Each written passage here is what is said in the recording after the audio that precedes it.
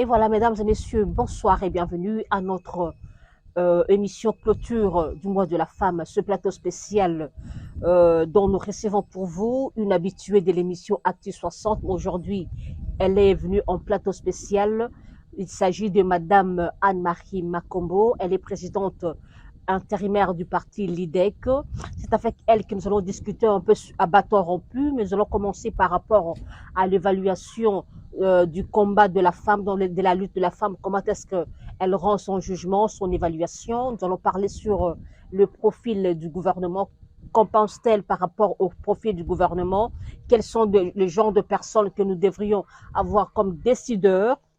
Et puis au perchoir de l'Assemblée nationale, qui peut diriger cette grande institution, la seconde institution du pays. Nous allons parler aussi sur la situation sociale du pays, comment ça se passe, le panier de la ménagère. Est-ce qu'avec le second mandat, le régime Fatih II, nous allons quand même espérer, en tant que mère, en tant que femme et politique aussi, elle va réagir là-dessus. Et la dernière question sera sur l'aspect sécuritaire de l'Est. Mesdames et messieurs, je veux co-présenter cette émission. Je suis accompagnée de Madame Corinne Congo, à qui je dis bonsoir. Bonsoir Madame Yelushka, Comment allez-vous? Dieu fait grâce. Nous avons aussi Corinne Messo. Je dis bonsoir à Corinne. Bonsoir Madame Yelushka et bonsoir à tous les téléspectateurs qui nous suivent en ce moment. Et voilà. Nous commençons déjà notre émission. Madame Anne-Marie Marcombo, bonsoir. Bonsoir Minuska. Comment allez-vous? Ça va, ça va. Madame Anne-Marie, vous êtes une femme leader et présidente d'un grand parti politique, membre de l'Union sacrée. Nous voulons un peu savoir quelle est l'évaluation de la lutte de la femme. La femme a encore beaucoup de chemin à faire. Nous avons vraiment beaucoup de chemin à faire. Il suffit de voir les résultats des élections du 20 décembre. Nous avons au Parlement, à l'Assemblée nationale, à peine 10%. Et au Sénat, ça semble être vraiment un combat de combattants, vraiment un vrai combat. Je ne sais pas si ça s'annonce bien. Et il y a vraiment beaucoup de chemin à faire.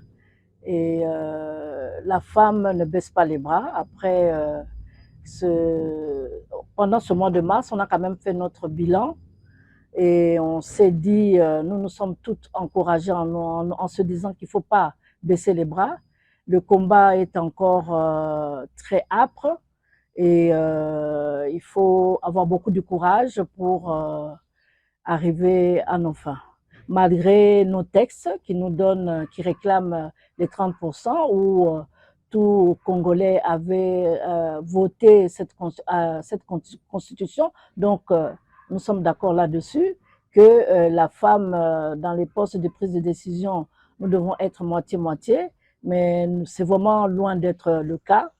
Et c'est une des raisons que je trouve que le pays n'avance pas très bien parce que vraiment une grande partie de la population est mise de côté, donc la femme. Et pourtant, il y a vraiment des têtes parmi les femmes. Et les femmes devraient être, comme je le dis toujours, plus entreprenantes, se faire entendre. Nous sommes un peu trop timides, trop timorés. C'est pour ça ensemble nous ignorer. La politique, c'est vraiment un combat. Il faut sortir vraiment ses armes pour avoir gain de cause. Si nous sommes là cloîtrés dans notre coin, ne faisant pas entendre notre voix, on va toujours se faire avoir ainsi. Madame Anne-Marie, je me rappelle par rapport toujours au combat de la femme qui cherche à sortir de ce carcan. J'aimerais savoir les femmes qui sont au gouvernement, en quoi elles se sont distinguées. Parce que si je peux donner l'exemple de Madame Fifi Masuka, la gouverneure de là-bas, on l'accuse déjà de laisser des casseroles qui traînent derrière elle. Celles qui sont au gouvernement, qu'est-ce qu'elles ont pu apporter? Je peux citer Madame Rose, celle de la justice. Notre justice, d'ailleurs, le chef de l'État même a dit que la justice est malade. Qu'est-ce que cette femme-là ont apporté du nouveau qui se distingue aux hommes? Qu'est-ce qu'elles ont apporté de nouveau? Il n'y a vraiment pas quelque chose de spécial. Et puis, ce que je reproche à toutes ces femmes, elles n'ont pas fait la publicité sur ce qu'elles ont pu apporter de nouveau. Du nouveau, je parie ça ne manque pas, il doit en avoir. Par exemple, quand je prends le cas de la ministre du portefeuille, de certains ministres qui ont été contre vraiment la corruption, qui ont essayé de lutter là-dessus, mais n'ont pas fait assez de publicité là-dessus pour pouvoir faire connaître ce qu'elles font et inciter les autres à les copier. Manque de communication. Oui, voilà, vraiment manque total de communication. La femme, ce côté-là, est un peu, vraiment trop timide. Je dirais pas un peu, elle est trop timide. Elle est trop timide. Un homme, dès qu'il fait quelque chose, c'est les micros partout, par-ci, par-là, pour qu'on sache que tel homme a pu réaliser ceci. Alors que la femme réalise pas mal de choses, mais on n'est pas au courant parce qu'on n'en parle pas. Donc, c'est un peu ça. Mais disons que quand on condamne certaines femmes, c'est parce que la société a tendance à mettre l'accent sur le moindre défaut des femmes, alors que les hommes font pire. C'est pas une raison pour que nous, les femmes, on se laisse aller, ça c'est vrai. Mais quand même, les hommes font pire. Et quand vous voyez les détournements, comment les vols, comment le pays est géré, la grande majorité, ce sont les hommes. Les choses ne marchent pas à cause de cela. Donc, mais on a tendance à mettre vraiment l'accent quand une femme fait une faute. Allez, on met ça en exergue, on en parle. Alors, on croit que les femmes ne sont pas compétentes, alors que ce n'est pas le cas. Madame Anne-Marie, vous venez d'évoquer vous-même le pourcentage faible de la femme dans les institutions, par exemple à l'Assemblée nationale. Mais à ce stade, qu'est-ce qu'on peut dire? Qu'est-ce qui empêche la femme politique congolaise d'accéder au poste de prise de décision? Bon, parlons d'abord de l'Assemblée nationale. L'Assemblée nationale veut dire les élections. Les élections, ce côté-là, ont été vraiment catastrophiques. Catastrophiques. Les femmes se sont fait avoir, tout simplement. On sait bien qu'il y a eu des tricheries. La preuve, la Cour constitutionnelle a invalidé pas mal de cas. Donc, les hommes ont tendance, je comprends vraiment par ces élections, parce que moi, j'ai conduit mon parti politique aussi pendant les élections. J'ai compris dans ces élections que les hommes ont encore dans leur tête que la politique, c'est une affaire d'hommes. Et ils ont eu tendance à saboter tout ce qui était femme. On a vraiment été sabotés.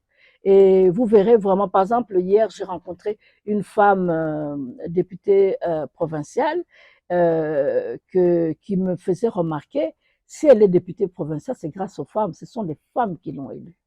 Et on a essayé vraiment de lui voler sa place. Elle s'est battue bec et ongle, elle a su garder sa place. Mais attendez, s'il vous plaît, vous avez soulevé une très bonne question par Oui. rapport à cet exemple. Mais ici, il y a aussi un problème, selon certaines sources, non, selon certaines opinions, c'est que nous constatons que les femmes entre elles ne s'acceptent pas. Vous voyez, on a vu Christelle Wang à son siège a failli être partir ravie par Madame Henriette Ouamou. Heureusement Oui. aussi que Oui, voilà, cette fois-ci, ça a été pour Christelle Wang. Ça, c'est un cas, comme on dit, qui vraiment exceptionnel, hein, exceptionnel. Mais en général, moi, j'ai vécu ça sur le terrain. Les femmes, beaucoup de femmes ont voté femme. Et certains hommes aussi. Madame Anne-Marie, je voudrais intervenir un peu sur votre introduction. Vous avez dit que la femme ne veut pas faire la publicité ou soit promouvoir ce qu'elle est en train de faire. Prenons l'exemple du ministère du genre, famille et enfants. Généralement, c'est dédié à la femme de conduire ces ministères, mais apparemment, beaucoup de femmes ignorent même ce que ces ministères. Ça fait quoi aussi? Quand on parle du ministère du genre, ses attributions. Oui, moi, ce que je reproche au ministère du genre, parce que nous sommes souvent invités à des manifestations, à des réunions que organise le ministère du genre. Moi, ce que je leur dis, arrêtez de faire ces réunions-là toujours dans les quartiers IP de la ville, tout ça. Descendons à la base. Ça va beaucoup intéresser les femmes et les femmes vont être au courant et les femmes vont maintenant essayer d'améliorer leur façon d'être et comprendre ce que c'est que la politique.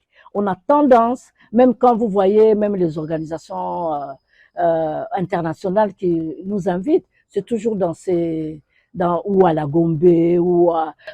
Madame Anne-Marie, il y a aussi une chose, c'est que est-ce que ce n'est pas le choix? Parce qu'on peut dire que la femme, on donne aux femmes cette tâche-là, ces postes de décision. Mais est-ce que le choix de ces femmes-là répondent aussi aux critères ou soit à cette capacité? Parce que j'ai remarqué il y avait une activité de femmes quelque part et la ministre du genre était représentée par une autre femme. Alors, elle n'a même pas pu rendre ce qu'elle devait faire, c'est-à-dire expliquer aux gens ce quoi au juste, ce que fait le ministère du genre. Est-ce que ces femmes qui sont mises dans ces postes-là répondent aussi, elles ont des capacités? Pas toujours, ça c'est vrai. Ça c'est quelque chose aussi, c'est une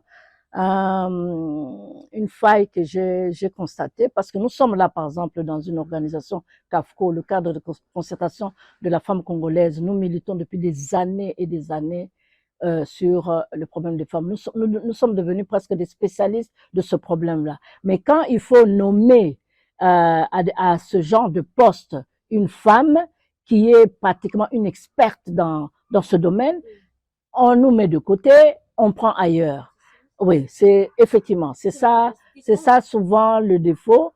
Et là, je compte, j'espère que le président de la République va améliorer cela, hein, mettre la femme et l'homme à la place qu'il faut. C'est ça qu'il faut faire. Et des femmes et des hommes compétents dans leur domaine, il y en a. Mais on a tendance à mettre ça de côté, à ignorer cela et à prendre soi-disant les quotas des partis politiques qui sont là, qui désignent les gens sous des critères qui ne sont pas justes. Oui, voilà. Voilà. Madame Anne-Marie, il faudrait écouter les ministères du genre et famille durant les 5 ans de Félix Antoine Tshisekedi. Parce qu'il y a des ministres qui ont défilé. S'il faudrait écouter, vous donnerez combien à ces ministères par rapport aussi à son travail? Bon, j'avoue que le ministère du genre, j'ai pas senti vraiment le travail du ministère du genre. J'ai pas senti. Parce que quand vous voyez ça, manque de compétences ou de manque de savoir des job description. Oui, job description, peut-être aussi les moyens. On a souvent tendance à dire que on donne pas assez de moyens au ministère du genre, qu'on ignore ça. Mais je pense que si le ministère du genre s'appuyait à des organisations comme CAFCO, vraiment, ils iraient loin. J'aimerais appuyer l'idée, c'est la question des Keren, c'est très pertinente. Si on vous dit de faire la différence par rapport au ministère du genre du régime précédent, il y a eu il y a eu des femmes qui ont défilé, Geneviève Inagozi, il y a eu encore des Chantal Safou qui ont défilé. Est-ce que par rapport aux 5 ans de Félix Tshisekedi, est-ce que qui ont excellé? Moi, je dirais Geneviève Inagozi, effectivement, elle était de taille et une femme très disciplinée. Ce que j'aimais chez elle, c'est que quand elle vous donne 1 heure, par exemple, on doit commencer une réunion, je donne un exemple, à 9 heures. Bah, même s'il y a à peine 10 femmes dans la salle et on attendait 200, elle est là, elle commence. Et ce côté-là, elle a vraiment discipliné les femmes. On savait quand c'était la ministre Geneviève Inagozi qui devait être là, bon, tout le monde se mettait au pas, tout le monde était à l'heure. Elle était assez stricte, mais elle a été écartée de son poste brusquement. On n'a pas compris.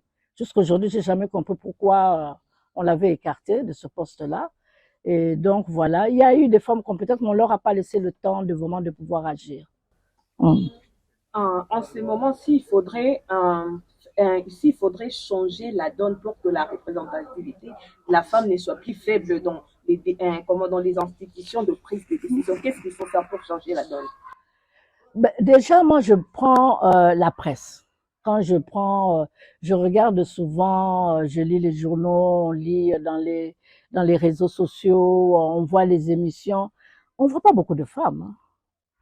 Ce qui fait que les hommes maintenant se cachent sous ce prétexte-là en disant que il y a pas de femmes et en général ont tendance à nommer leurs copines, leurs sœurs, leurs cousines, je ne sais pas, des femmes, mais qui n'ont rien à voir avec vraiment le combat de la femme. Mais les femmes elles-mêmes aussi fuient les médias. Pourquoi? Elles sont peu. On a eu abordé beaucoup de femmes pour passer à ce plateau spécial, mais vous êtes presque la seule qui a répondu. Oui, c'est vrai, c'est quelque chose que je déplore énormément. Elles veulent que des questions liées aux femmes, pas des questions politiques. Donc, je vous dis seulement rester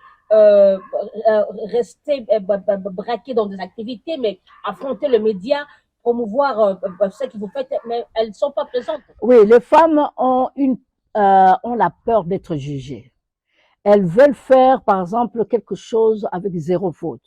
Le fait d'imaginer seulement qu'elle pourra se tromper sur ceci, cela, elle a peur, elle se braque. C'est une faiblesse. Ou non, c'est une faiblesse, je le reconnais, c'est une faiblesse. Elle se braque et elle ne veut pas faire l'émission.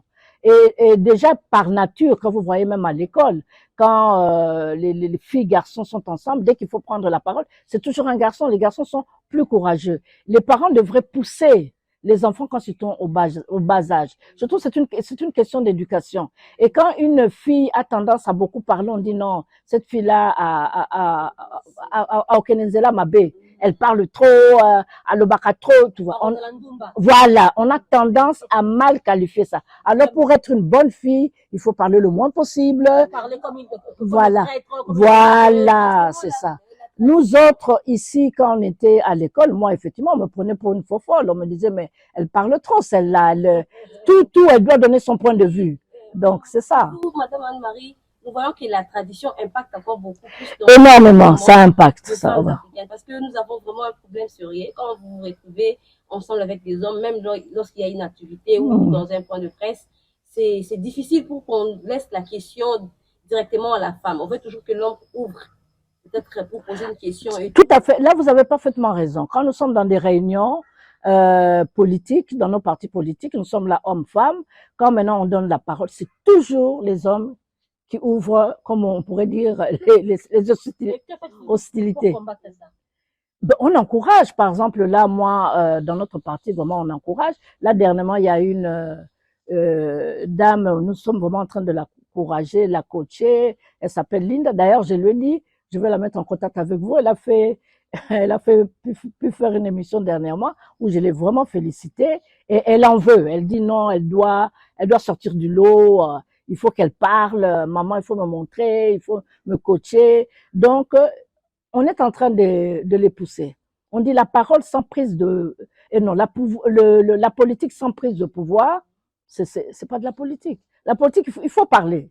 Ah. On a constaté que cette fois-ci, les femmes n'ont pas vraiment célébré le mois de mars comme les dernières années. Peut-être parce que bon, l'État congolais avait dit que cela se passe en méditation. Cet concept qui est resté dans la tête des femmes, surtout les femmes qui sont dans des niveaux, c'est-à-dire qui n'ont pas eu à faire de longues études, ont toujours du mal à comprendre ce que c'est le droit de la femme et c'est ce qu'on appelle la célébration du mois de mars, le 8 mars.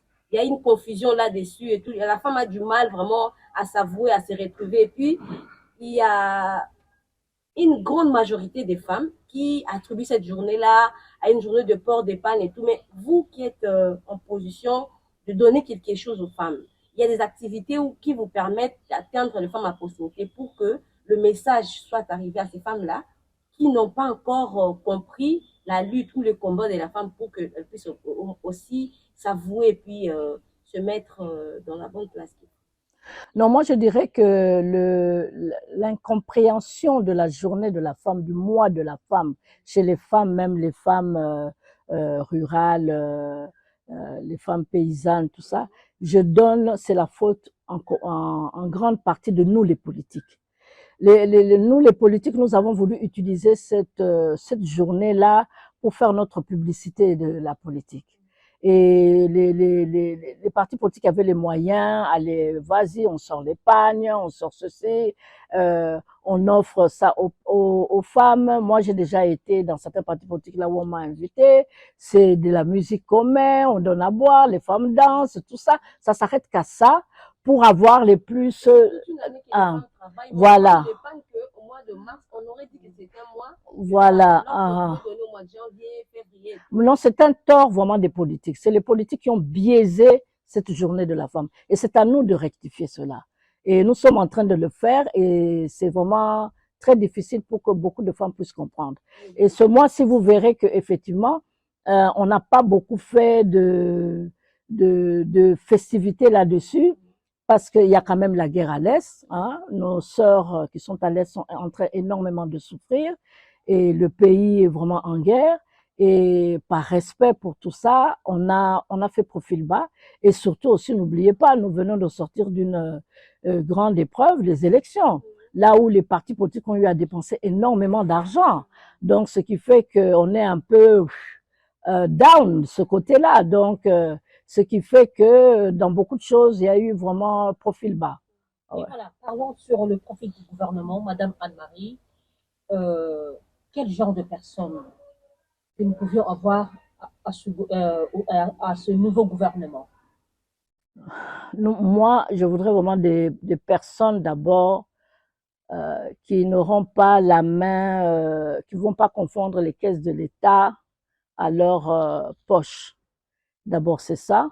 Et puis d'ailleurs, la justice doit faire son travail, savoir sévir.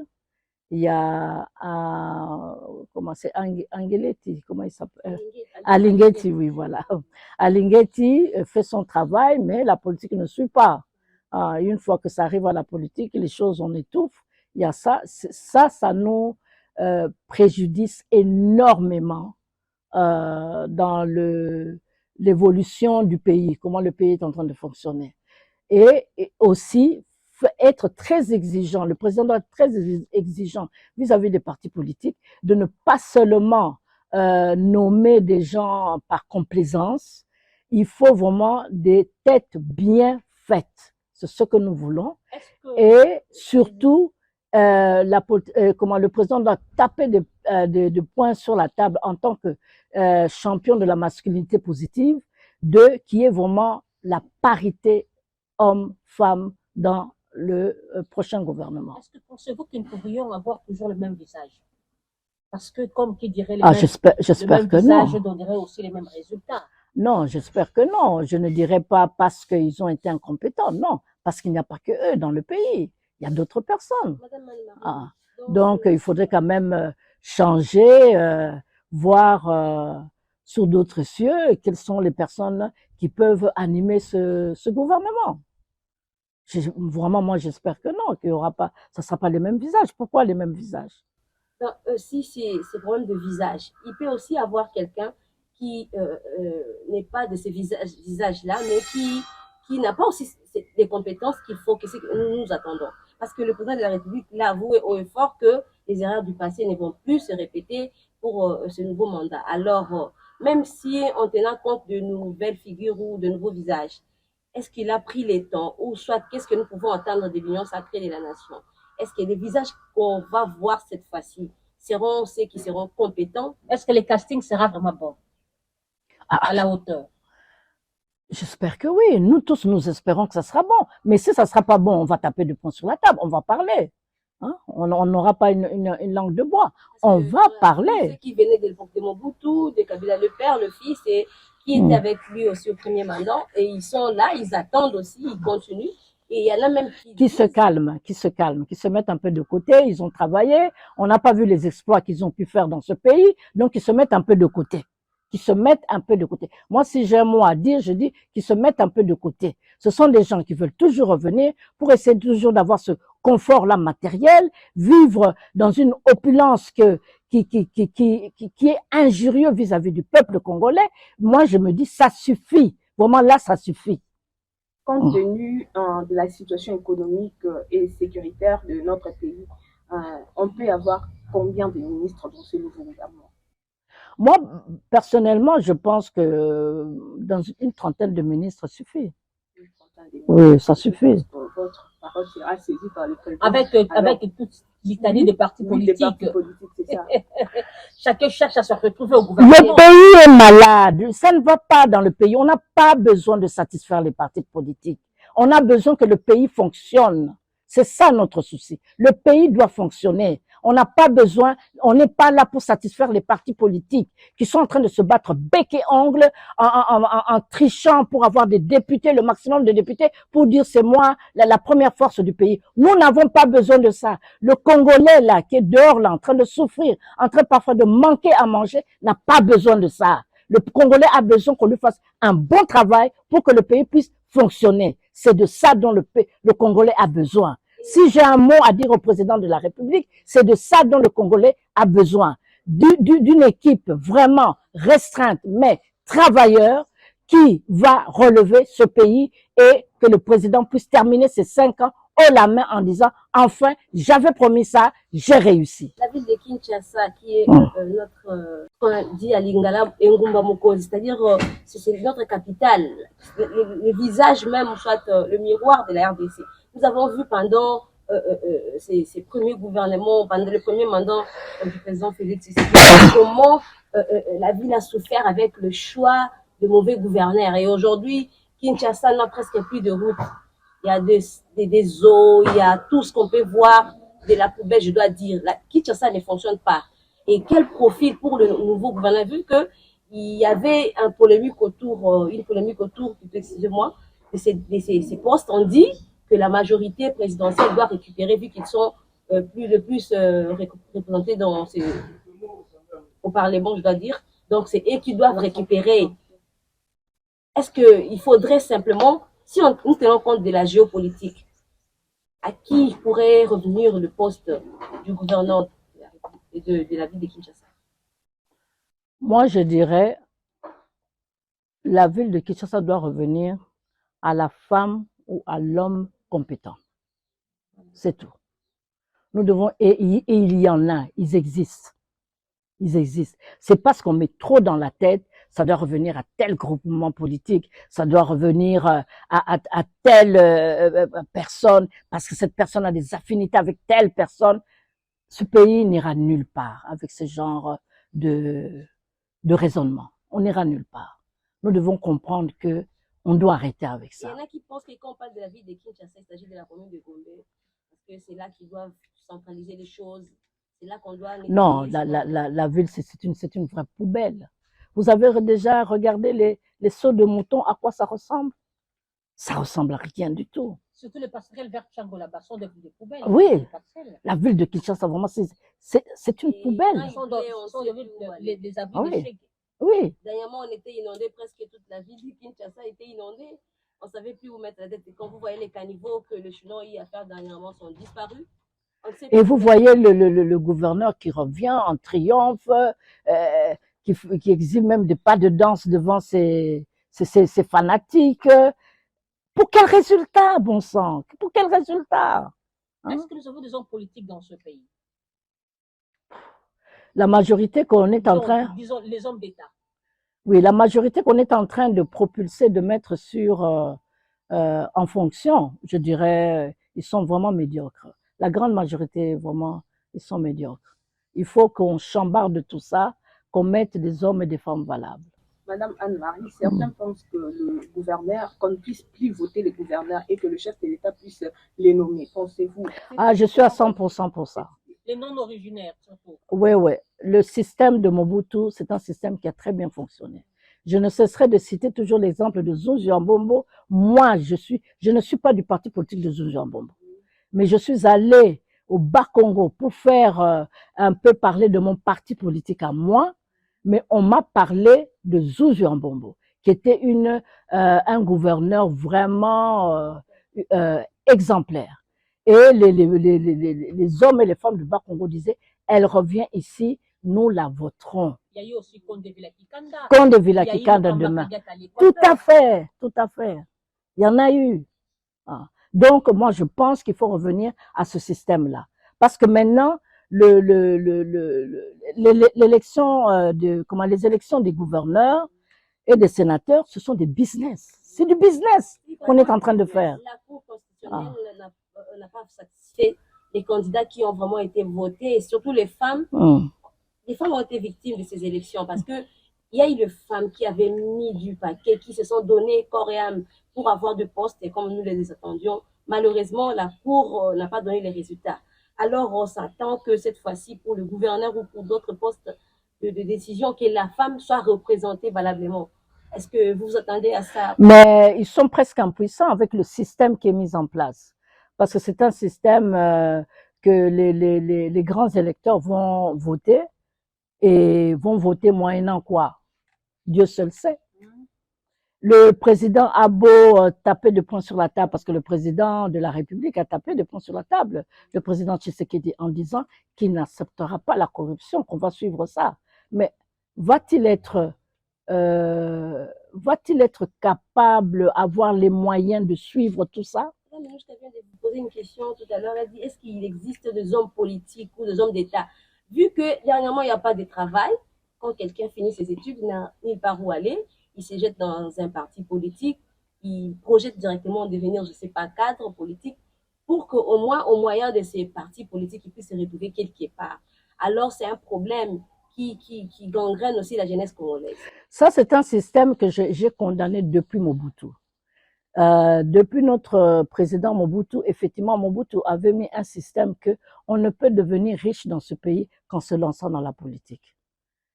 Tous les autres métiers commençaient à être un peu négligés. Tout ça a commencé, a pris racine dans le moboutisme. Ça, faut pas oublier. Quand même maintenant on encense Mobutu sur certains points, mais il faut pas oublier les failles du moboutisme. Il y a eu beaucoup de failles.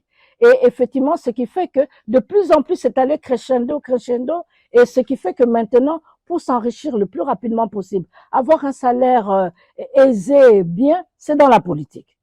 Regardez seulement ce que gagnent les députés.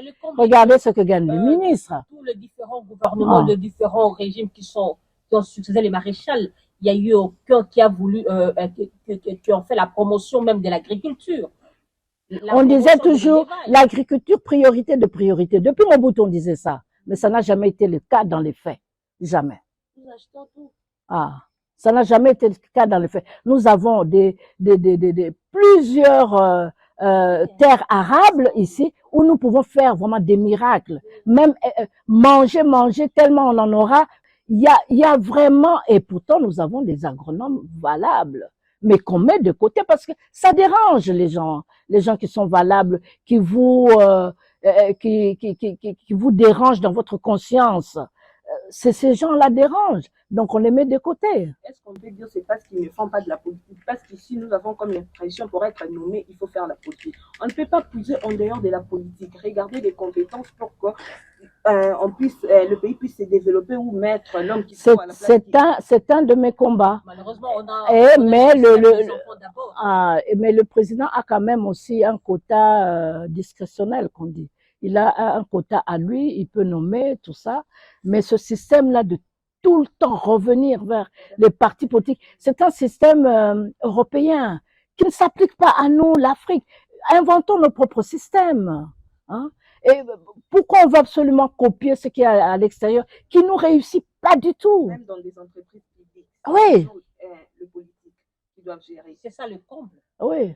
Tout ça doit être banni, Non, moi je condamne ça énormément. Madame Anne-Marie, si on vous disait le gouvernement qui vient de partir, même s'ils sont en train de gérer les affaires courantes, dont un bon nombre de gens ont fustigé, qui était le meilleur selon vous? Parmi les ministres, qui était le meilleur? Qui a bien fait son travail? Bien fait son travail, je dirais ce qu'on pouvait plus ou moins accepter, parce que effectivement, il y avait par exemple Lutundula, l'excellence Lutundula, j'ai beaucoup aimé parfois ses prises de position, mais au début, j'avoue, je le critiquais beaucoup, je disais, mais il aurait dû dire cela, il aurait dû faire ça. Mais là, vers la fin, j'ai beaucoup aimé ses prises de décision, surtout dernièrement, quand il a convoqué tous les ambassadeurs au sujet de la peine du moratoire, la levée du moratoire, où les ambassadeurs ont estimé qu'ils avaient un mot à dire dessus. Il les a bien recadrés, les a remis à leur place en leur disant « nous sommes un pays souverain ».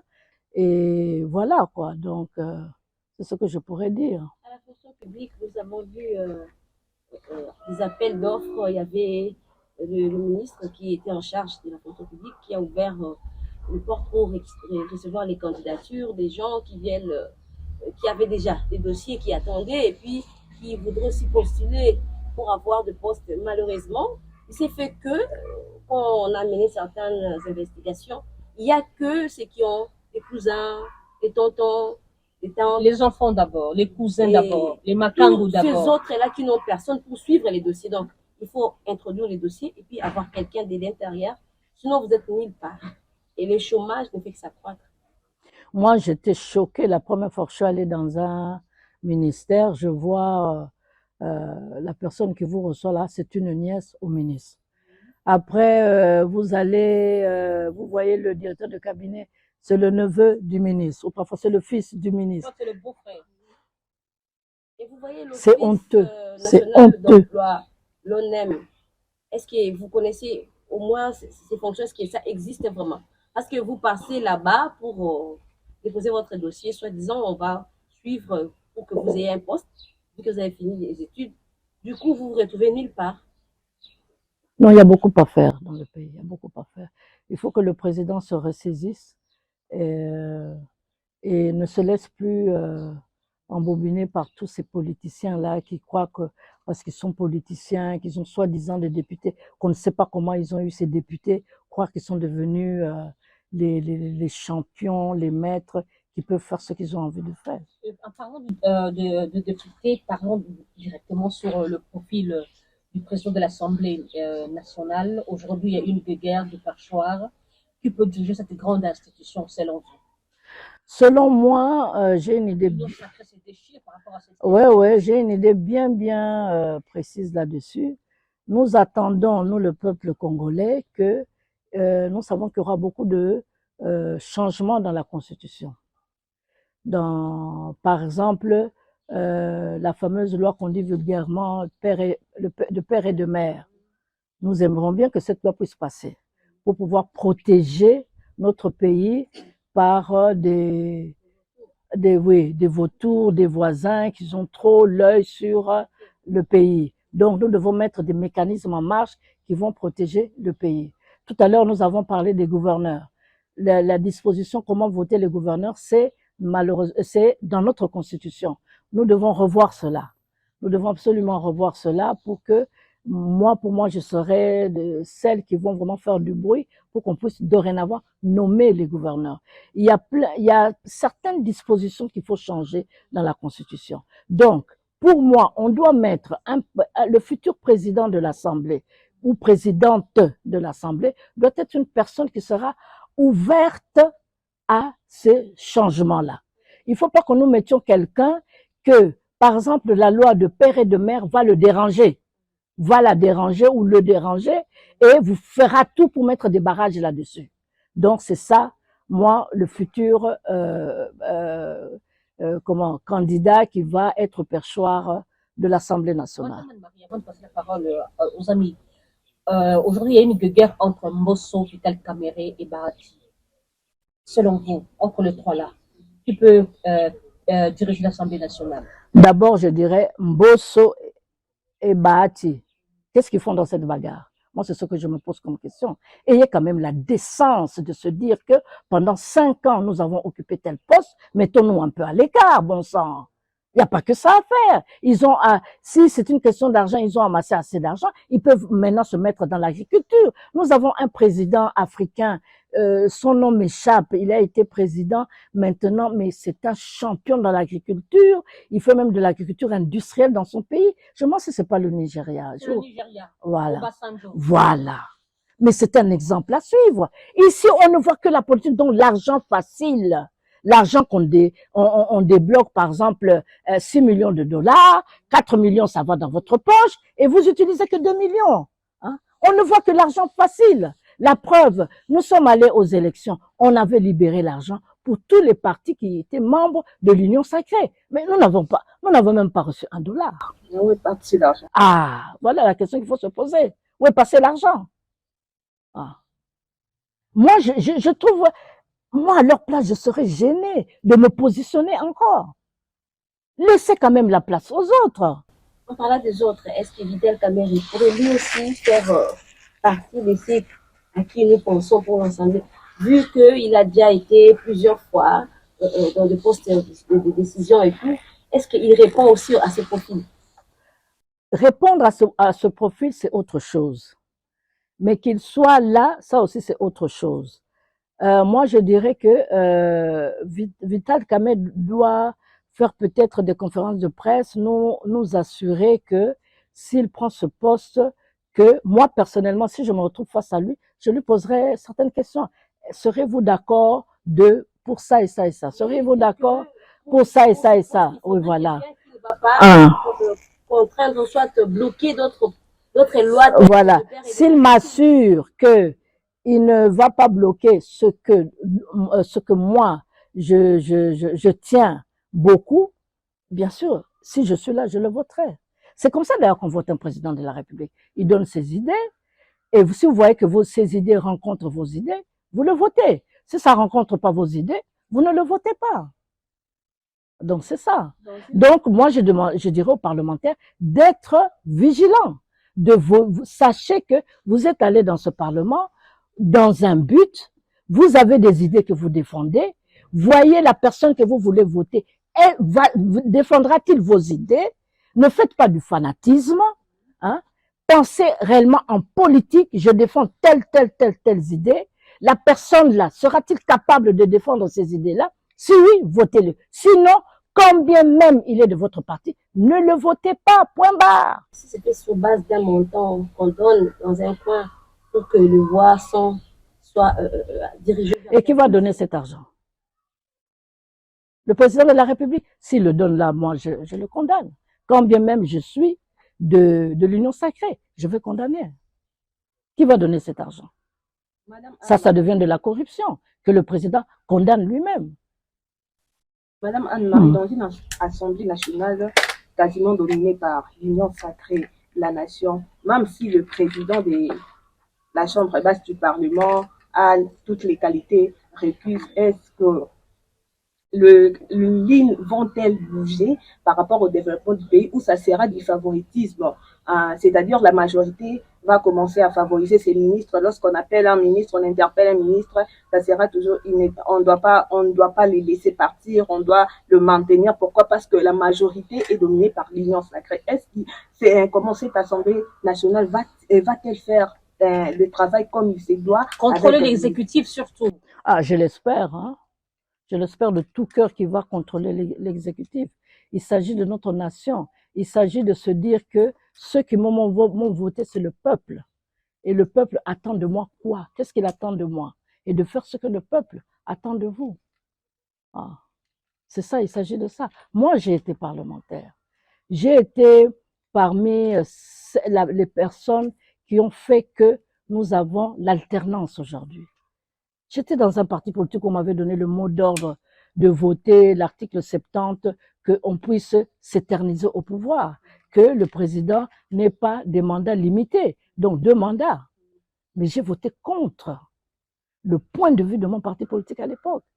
Parce que j'ai estimé que la population qui est dehors ne veut plus des présidents qui vont s'éterniser au pouvoir. J'ai voté contre. Et avec le risque d'être chassé, parce que nous étions un parlement où on nous a désignés, le parlement de la transition. On nous avait désignés. Malgré ça, je n'ai pas hésité de voter contre, quand même je savais que je pouvais être mise à la porte. Et heureusement, j'ai pas été mise à la porte parce que j'avais quand même un président qui était démocrate, qui a compris mon point de vue. Donc, moi, c'est ce que j'attends de ces parlementaires. Votez en âme et conscience. Sachez que votre base que vous avez votée attend quoi de vous? Ça, c'est aussi un problème très majeur parce que souvent, nous voyons que ceux qui sont beaucoup plus au pouvoir, ce ne sont pas ceux dont la population a vu voter. Hélas, oui. Ils vont travailler. Hélas, oui. Là, vous avez raison. Hélas, oui. En général, bon, il y a eu des tripatouillages, voilà. Ouais. Voilà. J'espère que, je pense que le temps nous est vraiment imparti. Nous allons clôturer par cette question sécuritaire de l'Est. On ne parlera pas sur la situation sociale du pays. Madame Anne-Marie, vous êtes mère, femme, la situation de l'Est. Comment ressentez-vous par rapport à cette question? J'avoue, je ne suis pas dans les secrets des dieux, donc je ne sais pas exactement qu'est-ce qui se passe, qu'est-ce que le président est en train de concocter, de mijoter pour notre pays. Et jusqu'à présent, je lui fais confiance. Je pense quand même qu'il sent, il sait, il connaît la gravité de ce que nous sommes en train de risquer avec cette guerre à l'Est. Mais j'avoue, il y a des moments, je me dis, mais bon sang, par exemple, notre contrat alliance avec la Russie, pourquoi elle n'est pas officielle? Pourquoi on la déclare pas? Et pourquoi les Russes sont pas ici pour essayer de nous aider pour sortir de cette guerre? Parce que nous savons très bien cette guerre, c'est pas le Rwanda. Ce sont les Américains, ce sont les Français, ce sont les Anglais, c'est l'Europe qui est en train de nous combattre. Le Rwanda seul n'allait jamais pouvoir tenir jusqu'à ce jour contre la République démocratique du Congo. Ça, nous le savons. Il n'allait jamais tenir. Madame Anne-Marie, pendant cette période de guerre qui nous est imposée, nous disons que ce n'est pas le Rwanda, mais sauf que Kagame, lui, s'est fait porter-parole de ceux qui sont derrière lui, vu que dernièrement, il a déclaré haut et fort que le président Félix Tshisekedi devait revenir d'abord par ses propos. Il doit revenir à ses propos, dire que il va plus attaquer le Rwanda. C'est un enfant, Kagame. Le président de la République fait de va-et-vient. Un enfant qui fait marcher le président de la République, Fadji.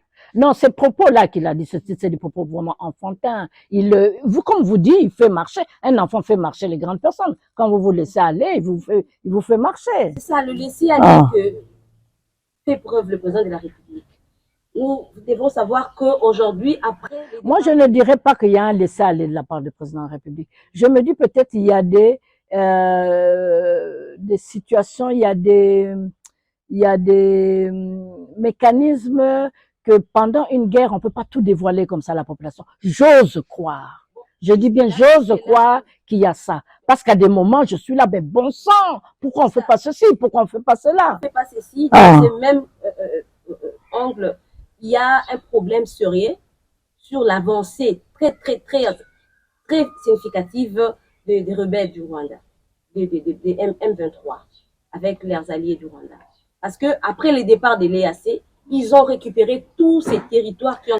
Non, moi je dis toujours aux gens, quand les gens tiennent ce langage, parce qu'il ne faut pas écouter seulement un seul son de cloche. Quand les gens tiennent ce langage, je me dis, mais alors pourquoi depuis tout ce temps-là, ils ne sont pas à Kinshasa? Parce que leur rêve, c'est de venir à Kinshasa. Ça montre très bien que nous faisons aussi de la résistance. Nous avons aussi des moments où nous gagnons des batailles. Madame, on a demandé les retraits. Moi, je pense que c'est que le chef de la République devait faire, c'est que de mettre déjà une stratégie en place dès que l'EAC quittera leur zone. Il fallait qu'il y ait déjà les FARDC ou soit notre armée qui devait récupérer, du coup s'installer. Alors que c'était ces territoires où ces cités sont restées très longtemps sans occupation. Nous avons tout, ça au moins nous avons tout, ces mécanismes, nous avons mis en marche. Mais n'oubliez pas une chose. Kabila a fait un travail vraiment d'infiltration. On a infiltré des traîtres partout. Kabila est parti. Il y a déjà 5 ans. Mais justement, l'armée qu'il avait mis la majorité, ce sont eux, ils sont là. Et n'oubliez pas, mais il croyait justement, et petit à petit, il est en train de se rendre compte, il y a vraiment des traîtres dans cette armée. Et vous savez comment. Et on avait beaucoup d'ennemis, il y avait déjà l'armée, il y a la MONUSCO qui jouait aussi un sale jeu. La MONUSCO pointait certains Congolais, donnait leur numéro de téléphone à Kigali. Kigali appelait directement les Congolais pour leur proposer des sommes d'argent pour essayer de trahir. Il y a toute une bouillabaisse qui est là, énorme. Et nettoyer toute cette boue-là, c'est pas évident. Et moi, ce côté-là, il faut quand même féliciter le chef de l'État parce que quel est le but de cette guerre? C'est de s'emparer de l'Est. Est-ce qu'ils sont arrivés à s'emparer? Est-ce qu'ils sont arrivés? Ils sont près de Goma. Depuis quand on dit ils sont près de Goma? Depuis quand on dit ça? Ça fait depuis plusieurs mois qu'on dit ça. Non, demain on va prendre Goma. Demain on va prendre Goma. On ne prend toujours pas Goma. On ne prend toujours pas Goma. Madame Anne-Marie, la solution politique ou diplomatique prime-t-elle sur la solution militaire?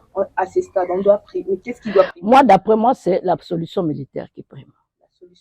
La solution militaire. En déclarant la guerre? Oui, nous sommes déjà en guerre, mais il faut intensifier. C'est ça, la riposte est très faible du côté de notre armée. Il faut qu'il y ait une réponse directe. Parce que dernièrement, les M23 ont attaqué deux positions de FARDC. Alors, ces deux positions ont été attaquées et de l'autre côté, il n'y a pas eu de riposte. Du coup, les casques bleus étaient présents, mais ils ont vu, ils ont laissé... Mais quand l'armée congolaise riposte, tue beaucoup de des M23 des Rwandais, quand les Ouazalendo interviennent, on n'entend pas, on en parle, hein, on n'entend pas.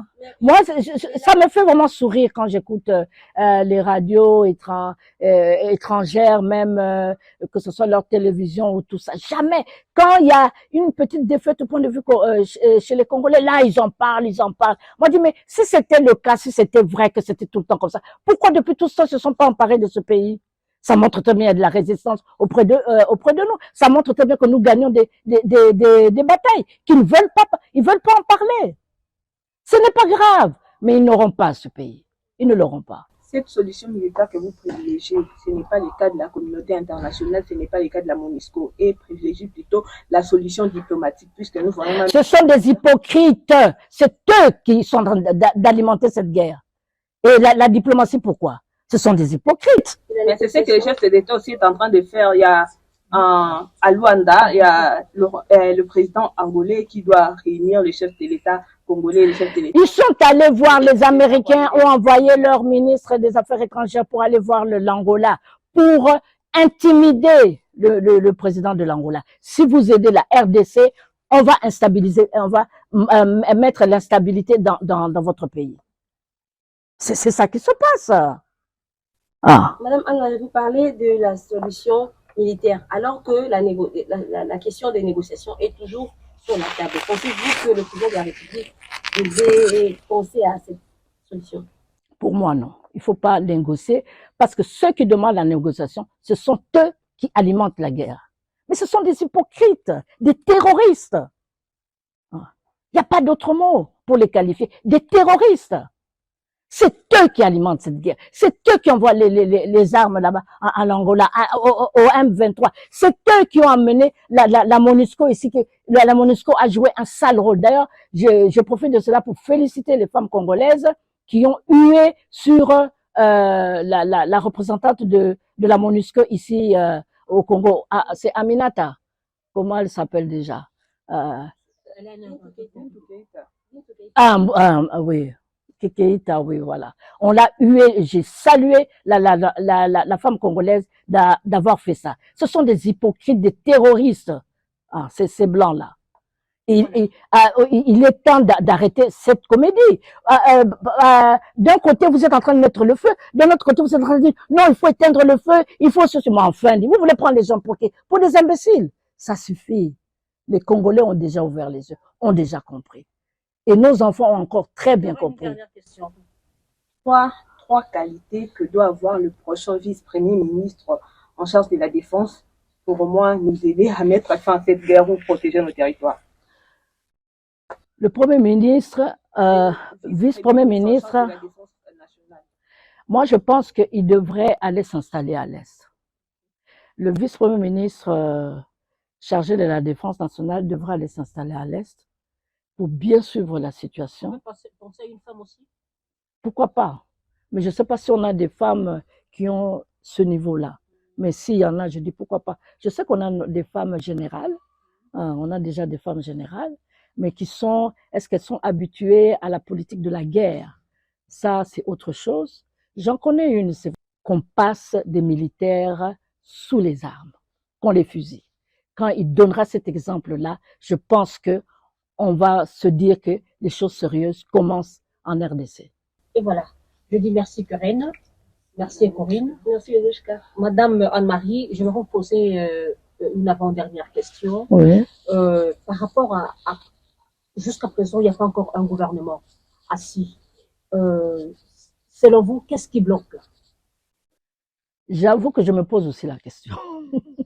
Je me pose la même question. C'est vrai que le gouvernement doit passer devant le Parlement, doit être avalisé devant le Parlement. Le Parlement n'a pas encore mis le bureau définitif du Parlement. Nous sommes dans le bureau provisoire.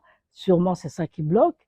mais on devait accélérer les choses parce que nous sommes dans une situation un peu très délicate dans notre pays. Nous sommes en guerre, donc il faut aller vite. Et le peuple a faim. Dommage que nous n'avons pas parlé du social du peuple congolais. Le peuple congolais a faim. De plus en plus, la situation va mal à la base. Il est temps qu'on ait un gouvernement vraiment solide pour poursuivre toutes ces situations-là, que la situation puisse s'améliorer tant soit peu et que nous puissions mettre fin à cette guerre. Donc, moi, je pense qu'il faut faire vite, mettre un gouvernement en place et que donc l'Assemblée nationale doit accélérer pour que nous ayons un bureau définitif. Madame Anne-Marie, votre mot de la fin, regardez la caméra. Je pense que je regarde bien la caméra. Je dirais, c'est toujours, moi je m'adresse toujours aux femmes, ne baissons pas les bras. Le pays est vraiment en construction. Nous sommes dans des difficultés énormes. Cette guerre où on ne voit pas encore la finalité de cette guerre, la femme doit vraiment s'intégrer. De plus en plus, battons-nous pour qu'il y ait le maximum de femmes compétentes au gouvernement qui vont vraiment jouer leur rôle, faire entendre leur voix. Cette fois-ci, nous ne voulons pas des femmes qui vont rester dans des bureaux climatisés. Nous voulons vous voir à la base. Le pays a besoin des leaders qui seront des responsables qu'on verra souvent à la base en train d'expliquer exactement ce qu'ils sont en train de faire. Et profitez aussi des réseaux sociaux que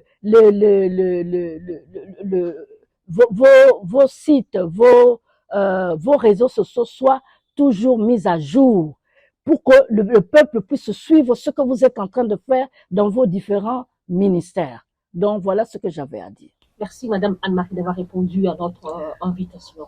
Moi, je vous remercie. Vous m'avez vraiment honoré pour clôturer le mois de la femme. Vous avez pensé à moi. En tout cas, je vous remercie beaucoup. Et voilà, je dis merci encore une fois à Corinne. Merci à Corinne, avec qui nous avons présenté cette émission qui était dédiée à la clôture du mois de la femme. Nous vous rappelons que nous recevions pour vous Madame Anne-Marie Makombo. Elle est présidente du parti politique l'IDEC, que l'émission était à bâton rompu. Je dis merci à nos coéquipiers qui nous ont aidés à la technique. Merci à Enoch Mbala, merci à Cédric Mouepou et à toi, Erickson Kilozo. Ils étaient des complices pour réaliser cette émission. Je pense aussi à toi, Light Moutonge, au montage. Que Dieu bénisse la RDC, que Dieu pense et se souvienne aux FARDC, aux femmes, à nos prochains qui tombent et meurent le jour, et que Dieu garde son peuple. Au revoir, Inch'Allah. Inch'Allah.